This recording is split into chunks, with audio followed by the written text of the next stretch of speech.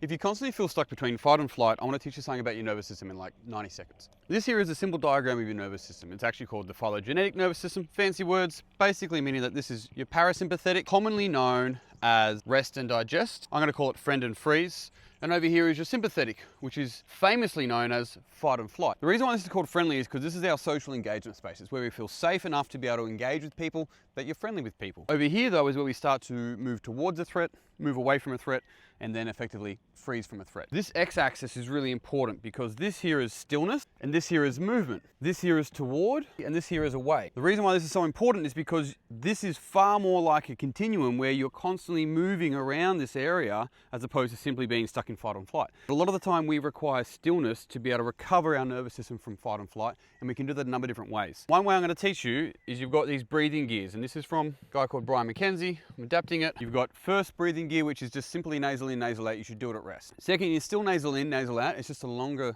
nasal out. Third is power nasal in, power nasal out. Fourth, we go nasal in and then mouth out.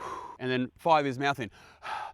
That's why fight and panic sound really similar. So one of the easiest ways for us to downregulate is simply elongate our breathing out.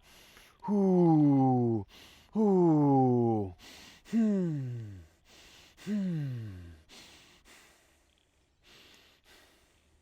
be able to downregulate from a fight and flight sympathetic space down to a nice friendly parasympathetic space. If you like this type of content, follow along because it's stuff that I teach every single day.